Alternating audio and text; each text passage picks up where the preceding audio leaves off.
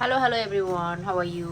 सबैजना ठिकै हुनुहुन्छ होला। आज म बनाउँदैछु काँक्रोको अचार, काँक्रो र आलुको अचार। I don't know, first time I'm cooking. Anyway, मैले फर्स्ट टाइम कुकिङ पनि जे पनि बेस्ट हुन्छ। यसमा मैले अलिकति मुला, यो काँक्रो चाहिँ अर्ग्यानिक गाउँतिर जस्तो दामे फार्मबाट ल्याएको काँक्रो। अलिकति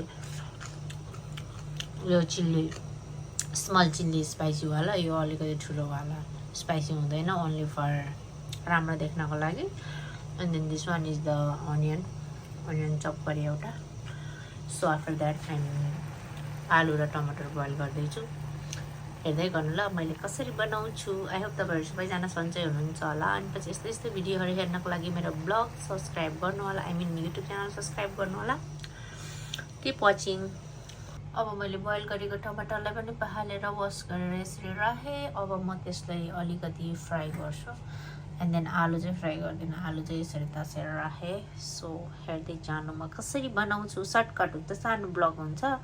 यसलाई नि बोइल गरेको मैले, किनभने तेलमा पकाउन नि मन थियो, बट धेरै ओइली हुन्छ भने तेल अहिले जानिहाल्छ नि त नि, त्यही भएर काँक्रो चाहिँ खान मन लाग्यो गरेर यो चाहिँ आलु बोइल गरेर। कस्तो सेतो आलु क्या, सेतै खाले ल्यायो, सेतै पनि टु मच सेतो हेरिरहेको छ। पछि दामी देख्छ guys, don't worry, keep watching रे क्या। अघि मैले धनियाँ हालेन छ, धनियाँ पनि चप गरेर यो फ्राई। अब मैले यहाँ ओइल हाल्छु, त्यसमा चाहिँ यो के भन्छ ड्राई चिल्ली क्या, सुकेको खोर्सानी र यो टमाटरलाई अलिकति फ्राई गर्छु। किनभने टमाटर बोइल गरेर मात्रै मलाई त्यतिको ठिक लाग्दैन, हल्का तेलमा। अनि त्यो पनि हाल्छु एउटा बोलमा हालेर। अनि तेल झानेर खतरा तिल पनि पिस्छु। Keep watching.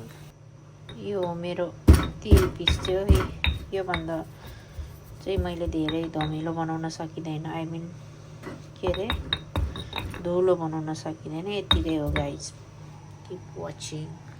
गाइज हेर्नु, मैले हल्का मात्र तेल हालेको छु। अब मैले पहिला यसमा यो त्यो अलि रातो हुने गरी बुझ्छु,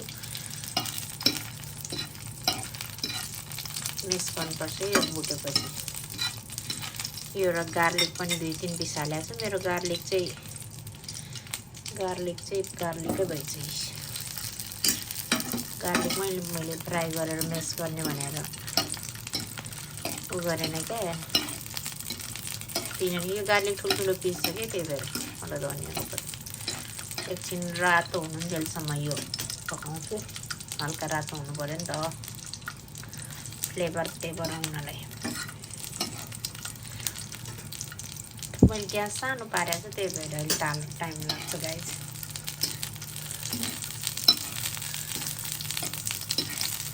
बेसी रातो हुँदैछ। नै भयो। अब यो निकाल्छु, निकालेर साइडमा राख्छु यसमा।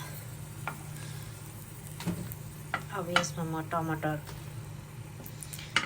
अघिको आउट ग्यास सानो पार्नु पऱ्यो, मलाई डर लाग्छ। अब टमाटर हाल्छु यसमा। म प्लार हुन्छ, म कसरी हाल्ने हे प्रभु बचाऊ। सलक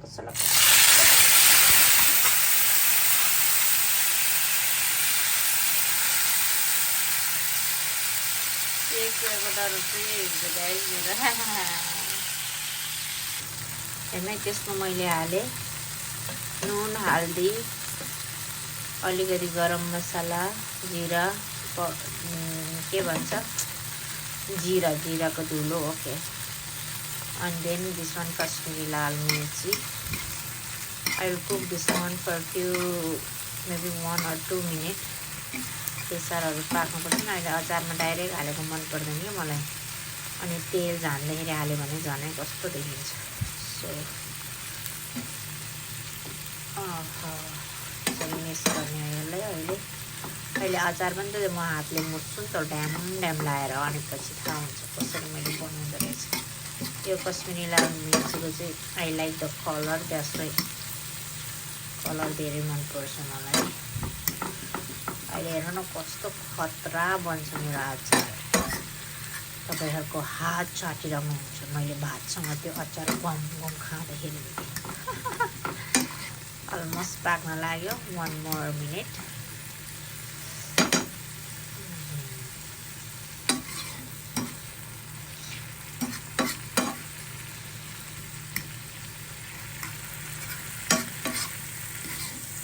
एकदम कम्ती लेस ओइलमा बनाएको अहिले के भन्छ झान्दाखेरि चाहिँ मैले ओइल तोरीको तेल हाल्छु क्या नेपालबाट ल्याएको शुद्ध तोरीको तेल त्यो चाहिँ मलाई यस्तो मस्त ओइल यस्तो बास्ना आउँछ कि त्यसको बास्ने चटपटेतिर यस्तोतिर मात्रै हाल्छु अचारहरू बनाउँदा सी अलमोस्ट पाक्यो मेरो एउटै हात छ त्यही भएर यो निकालेको चाहिँ मैले सायद I cannot so you guys I should use another spoon भयो I should turn off the gas अब मैले यो पनि निकालेँ हेर्ने यस धेरै भयो क्या अचार त एनिवे मलाई कस्तो अस्तिदेखि खान मन लागिरहेको थियो लोकल नेपालको घरतिर गाउँतिर जस्तो काँक्रो के त्यो काँक्रो ल्याएको थियो हामीले त किचडतिर फार्मतिरबाट सो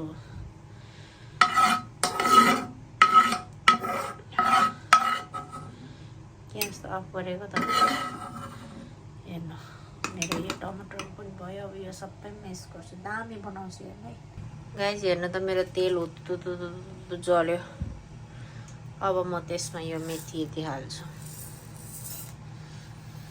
यो चाहिँ तोरीको तेल कस्तो बास्ना आउँछ भने मेरो सबै इन्ग्रिडियन्ट्स रेडी भयो बल पनि रेडी भयो बनाउनलाई हेर्नु त तेल उछिट्यो किप वाचिङ हेर्नु म कस्तो खतरा पटङ पटङ हाल्छु भनेर भन्न मिल्ने पाक्यो तेल पनि पाक्यो बेसार हाल्नु परेन त अब अलिअलि मसला यताउता हाल्छु यहाँ गर्नुपर्छ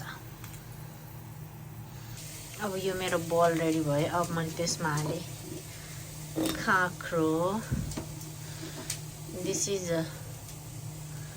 काँक्रो अलिअलि देखाउनु मात्रै अहिले थालबाटै घोप्टाइदिन्छु दिस टुई प्याज कस्तो राम्रै नदेखेको त्यसका बाजे टुई टुई टुई टुई टुई टुई सिनेमेटिक गरेर किनेर and then this is a mula this is अलिकति ठुलो नपिरो खोर्सानी हरियो खोर्सानी also there this is हरियो खोर्सानी now I will throw all जहाँ भित्रै जाए यताउता नजाए यत्रो ठुलो बल झर्दैन त हो त्यसका बाजे गाह्रो छ मलाई अब यति गरेपछि अब अघिको सेट मेरो किचन चाहिँ अलिकति सानो छ कि स्पेस आई मिन टेबलहरू त छ तर धेरै सामानहरू राखेको छु कि मैले त्यहाँतिर के त्यही भएर आलु र धनियाँ finish oh set and then this is the one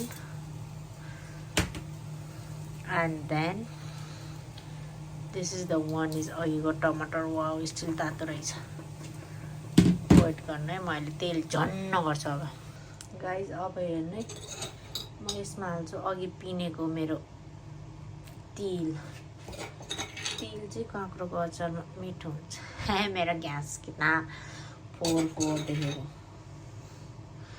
everything my kitchen is very four यो चाहिँ अलिकति पिकल अचार समथिङ गरम मसला यताउता यो चाहिँ टिमुरको ओहो धुलो and then at the last I will add some chaat masala किनभने मैले नुन अघि हालेको छु सायद पुग्यो होला chaat masala is not gearing or gearing see now I गर्न मिक्स तेल त सेलाइसक्यो सी ओ झ्याइ भएन त्यसको भए सेलाएर होला होइन ठिकै छ यहाँ हेर्नु ल अहिले मस्त यस्तो खतरा देखिन्छ म मुसेर देखाउँछु है guys everything is here now I wash my hand also मलाई चाहिँ हात नै मुसेको राम्रो यसलाई चाहिँ मैले यस्तो मेरो हात चाहिँ खाली कस्तो कालो आउँछ एनिवे इट्स फाइन मेरो हात कालै छ and then where is another one खोर्सानी कहाँ गएको सोल्टिने खोर्सानीहरू यो चाहिँ यो गार्लिक चाहिँ भएन छ यो गार्लिक हो कि आलु हो गार्लिकै हो नि त्यसको अब मोबाइलमा हेरेर गरेको पनि नहुँदो रहेछ यहीँ हेर्नुपर्छ कि अब वा यो यसको चाहिँ बास्नै मिठो लाग्छ मलाई यसको बास्ना यस्तो खतरा हुन्छ यसको बास्ना यहाँ हेर्नु अब आहा मलाई चाहिँ हातले मुसेको पनि मनपर्छ यो ग्लोभ्स सब्स लगाएको चाहिँ मनपर्छ क्या बास्ना आइसक्यो मेरो अचार गाइज म मुस्दैछु हेर्नु अहिले हेर्नु न भातसँग सर्भ गरेर म यस्तो खतरा खान्छु सरी लेमन हाल्न बिर्सेछु भन्नै सेट गाह्रो छ मलाई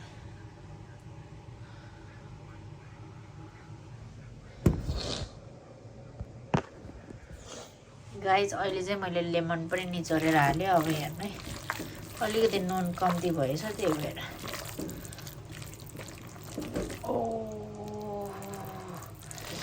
माई अचार इज ओ माई गॉड मेरो बल ठुलो भइसक्यो see this much bigger my बोल इज हेर्ने अब अलिकति म चाख्नु परेन बनाएपछि खोर्सानी पर्छ भन्ने डर आफूलाई फेरि खोर्सानी त त्यो सोको लागि मात्र हो कि पिरो खान सक्दैन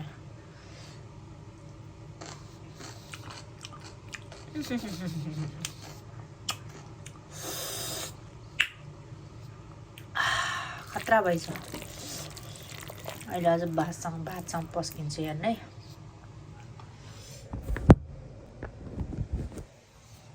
अब हेर्न यो बलमा म खतरा रिफिल गर्छु यो सर्लक्क लाएर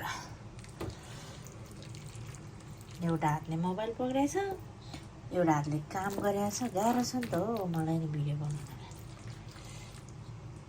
गाइस सजेसन गर्नु त कस्तो के चाहिँ लिने हो यो मोबाइल यसो किचनमा खाना बनाउन यसो माथिपट्टि ग्यास चुलो माथिपट्टि राख्न मिल्ने स्ट्यान्ड कस्तो हुन्छ म त्यही खोजिरहेको थिएँ मजाले खिचेर